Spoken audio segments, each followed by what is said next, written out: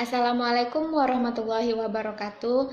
Nama saya Hairunisa, NIM 1733-2004, Prodi Pendidikan Tari Angkatan 2017, jurusan Sendra Tasik. Di sini saya akan menjelaskan tentang tugas ujian akhir semester mata kuliah metodologi penelitian kuantitatif, yang mana topiknya saya ambil adalah hubungan perhatian orang tua terhadap hasil belajar siswa SMP Negeri 2 Bangkinang Kota. Bab satunya ada latar belakang. Pendidikan memberikan peran penting dalam pembentukan karakter anak-anak, mencerdaskan kehidupan bangsa, dan mengajar berbagai keterampilan. Pendidikan yang didapat juga melalui lembaga informal, formal, dan non-formal. Melalui pendidikan tersebut, generasi penerus dapat menjadikan penerus yang berpotensi, kreatif, dan memiliki ide yang cemerlang sebagai bekal untuk masa depan. Setiap warga negara mempunyai hak untuk mendapatkan pendidikan yang layak dan untuk belajar mengembangkan potensi yang ada di dalam diri peserta didik. Hal tersebut sesuai dengan pengertian pendidikan yang disebut oleh Undang-Undang Sistem Pendidikan Nasional Nomor 20 Tahun 2003 Pasal 1 Ayat 1, yang mana pendidikan adalah usaha dasar yang tercena untuk mewujudkan suasana belajar dan proses pembelajaran agar siswa aktif mengembangkan potensi yang ada di dalam diri peserta didik untuk memiliki kekuatan spiritual keagamaan, pengendalian diri, kepribadian, kecerdasan, akhlak mulia, serta keterampilan yang ada di dalam dirinya. Untuk mewujudkan pendidikan, orang tua mempunyai peran penting dalam memilih pendidikan informal, formal, dan non-formal untuk anaknya tersebut. Hal ini sesuai dengan Undang-Undang Nomor 2 Tahun 2003 Pasal 7 Ayat 1 dan menyatakan orang tua berhak berperan serta dalam memilih satuan pendidikan yang diperoleh tentang informasi perkembangan pendidikan anak-anak. Hasil belajar merupakan perwujudan kemampuan akibat perubahan perilaku yang dilakukan oleh usaha pendidikan. Kemampuan tersebut menyangkut domain kognitif, efektif, dan psikomotorik. Hasil belajar dapat sebagai terjadinya perubahan tingkah laku yang ada pada diri siswa yang dapat diamati dan diukur dalam bentuk perubahan pengetahuan sikap dan keterampilan. Perubahan tersebut dapat diartikan terjadinya peningkatan dan pengembangan yang lebih baik dibandingkan dengan yang sebelumnya. Hasil belajar ini dapat dilakukan dengan mengamati terjadinya perubahan tingkah laku tersebut setelah dilakukan penelitian. Yang kedua ada identifikasi masalah. Yang mana identifikasi masalah ini adalah peneliti mengidentifikasi dan mengatakan tentang dalam penelitian ini adalah dampak perhatian orang tua terhadap hasil belajar siswa SMP Negeri 2 Bangkinang.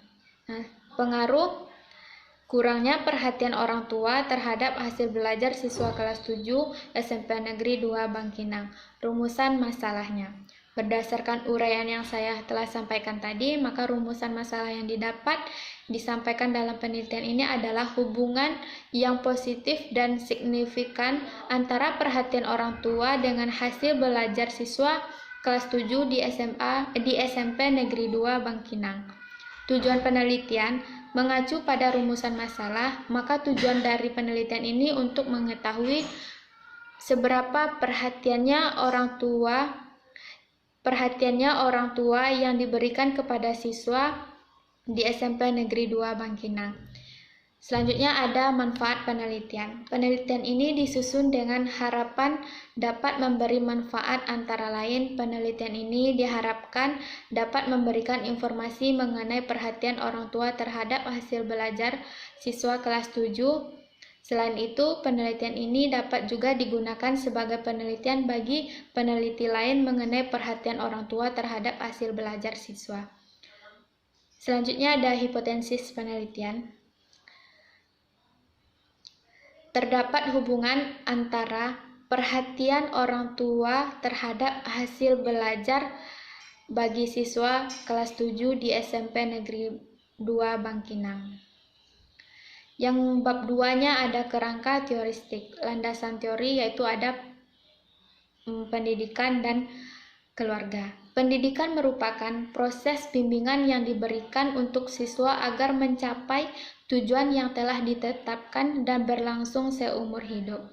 Hal ini dengan pendapat Purwanto menyatakan pendidikan adalah bimbingan atau pertolongan yang diberikan pada anak oleh orang dewasa secara sengaja agar anak menjadi tumbuh dewasa. Pertolongan yang dilakukan secara sadar bertujuan untuk membentuk karakter anak siswa sehingga mampu menghadapi masa depan. Pendidikan yang dapat ditempuh dengan berbagai jalur dan kebutuhan anak. Pemerintah telah menentukan jalur pendidikan sebagai yang dijelaskan pada bab 1 tadi, yaitu pada pasal 1 ayat 7, pendidikan adalah wahana yang dilalui siswa untuk mengembangkan potensi yang ada di dalam diri peserta didik dalam suatu proses pendidikan yang sesuai dengan tujuan pendidikan. Jalur pendidikan ini digunakan pemerintah sebagai pendidikan yang sesuai dengan tujuan pendidikan. Jalur pendidikan ini digunakan pemerintah sebagai sarana untuk memfasilitasi siswa untuk mengembangkan potensi yang ada dalam diri siswa. Jalur pendidikan yang ada di Indonesia dibagi menjadi 3, yaitu ada jalur informal, formal, dan non-formal. Penegasan jalur pendidikan tersebut dapat pada pasal 1 ayat 1, pendidikan formal adalah jalur pendidikan yang berstruktur dan terjenjang yang terdiri atas pendidikan dasar, pendidikan menengah, pendidikan tinggi. Pendidikan non-formal adalah jalur pendidikan di luar pendidikan formal yang dilakukan secara struktur. Pendidikan informal adalah jalur pendidikan keluarga dan lingkungan ketika jalur yang telah dijelaskan di atas dapat ditempuh untuk menyalurkan siswa agar berkembang sesuai dengan tujuan pendidikan yang telah ditetapkan oleh pemerintah. Jalur pendidikan ditetapkan mempunyai peran tersendiri untuk mencapai tujuan pendidikan. Setiap jenjang pendidikan mempunyai peran masing-masing untuk memberikan pelajaran yang sesuai dengan kemampuan berpikir siswa. Misalnya untuk SD atau sekolah dasar, guru mengajarkan anak untuk lebih memahami pelajaran yang tidak terlalu membebani dan dapat diterima oleh peserta didik. Pembelajaran ini dapat dikaitkan dengan hal-hal yang ada di lingkungan sekitar tempat tinggal siswa. Materi yang diajarkan dapat disampaikan dengan bahasa sederhana sehingga siswa mampu memahami materi yang dijelaskan kepada siswa tersebut. Jenjang pendidikan selanjutnya mempunyai tingkat kesulitan yang berbeda dengan semakin menambahnya ilmu siswa. Jalur non-formal ini sebagai lembaga pendukung jalur pendidikan secara formal, misalnya les bimbel, bimbingan belajar.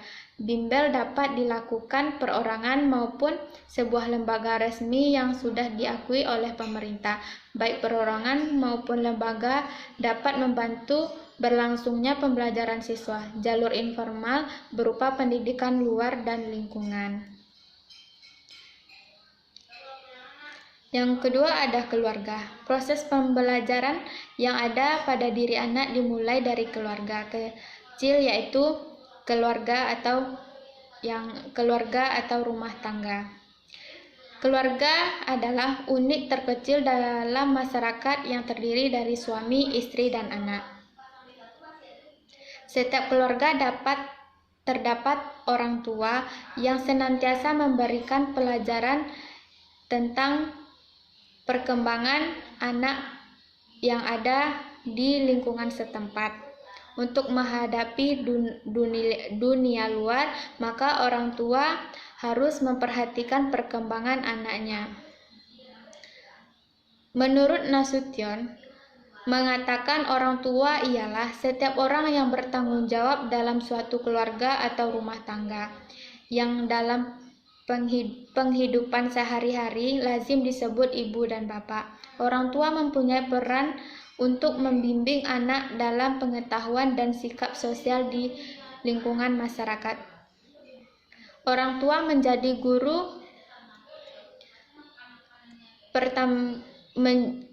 menjadi guru dalam kehidupan siswa. Orang tua memiliki tanggung jawab yang besar untuk membentuk karakter, bimbingan, dan pengarahan siswa yang bakal dipelajari oleh siswa. Maka dengan adanya perhatian orang tua, maka perkembangan peserta didik akan berjalan dengan baik. Yang kedua ada perhatian orang tua. Dalam keluarga terdapat orang tua yang tanggung jawabnya besar terhadap anaknya atau peserta didik. Yang di dalam kehidupan sehari-hari, orang tua berperan pada proses belajar anak, senantiasa memperhatikan perkembangan siswa. Orang tua sejak dini mengajarkan kepada anak untuk mengenal siapa itu ayah, ibu, dan masyarakat setempatnya. Hal tersebut menunjukkan peran perhatian orang tua terhadap hasil belajar atau perkembangan yang ada di dalam diri peserta didik atau di dalam diri anak-anak. Perhatian orang tua adalah pemutusan atau kekuatan yang ditunjukkan oleh ibu dan ayah kepada siswa atau anak dalam memperhatikan tingkah laku serta aktivitas siswa dengan sadar. Perhatian orang tua dalam proses belajar dapat berupa bimbingan, penemuan kebutuhan, pengawasan, dan motivasi. Terkait dengan hal tersebut, yang dikuatkan oleh pendapat Sumanto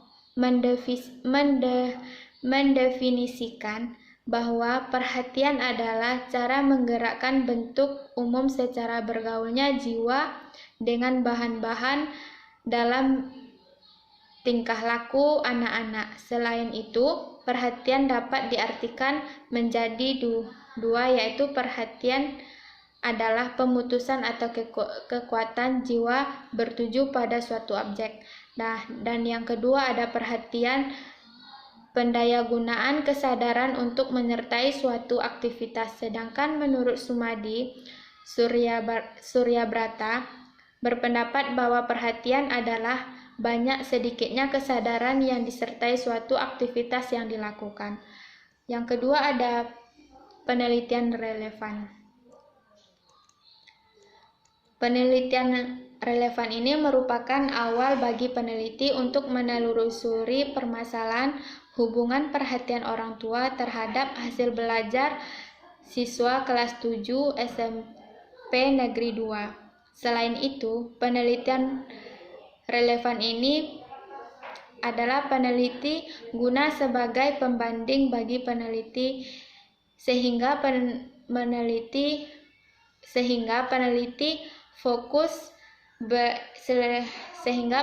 dengan fokus yang berbeda dengan peneliti sebelumnya, yaitu peneliti memfokuskan tentang hubungan perhatian orang tua terhadap hasil belajar seni budaya siswa kelas 7 SMP Negeri 2. Bab 2 ada bahan dan metode. Tempat dan waktu pelaksanaan yaitu dilakukan di SMP Negeri 2 Bangkinang. Metode penelitian ini menggunakan metode daftar tabel dari 30 sampel yang diperoleh dari SMP Negeri 2 Bangkinang yang ada di Provinsi Riau. Jenis datanya yaitu ada data primer dan data sekunder. Data primer dalam penulisan ini adalah data yang diperoleh langsung dari sumbernya, yang berhubungan dengan perhatian orang tua terhadap hasil belajar pada siswa kelas 7 yang ada di SMP Negeri 2. Data sekunder adalah Data yang diperoleh dari hasil bacaan, laporan, dan sumber-sumber tertulis lainnya yang didapat dijadikan sebagai kajian teori sehingga dapat memperkuat, mendukung, serta menganalisa dan dari data primer yang sudah didapatkan. Selanjutnya ada instrumen penelitian. Instrumen penelitian ini adalah meneliti sendiri. Penelitian kuantitatif merupakan instrumen utama karena sekaligus perencana pelaksanaan pengumpulan data. Pada akhirnya ia menjadi pelapor dari hasil penelitian tersebut. Penulis menggunakan instrumen pendukung untuk memperoleh data yang lebih lengkap seperti kamera untuk mendokumentasi segala sesuatu yang penting menurut peneliti, buku catatan atau pulpen yang berfungsi untuk mencatat hasil wawancara yang didapat dari narasumber atau dari informasi yang dapat dari data lapangan. Selanjutnya yaitu bab 4, hasil dan pembahasan. Nah, di hasil ini saya akan menjelaskan tentang hasil dari peneliti yang menunjukkan bahwa memang terdapat hubungan perhatian orang tua terhadap hasil belajar siswa kelas 7 yang ada di SMP Negeri 2. Di sini saya sudah membuat tabel data mahasiswa, yaitu ada 30 mahasiswa. Nah, dari data tersebut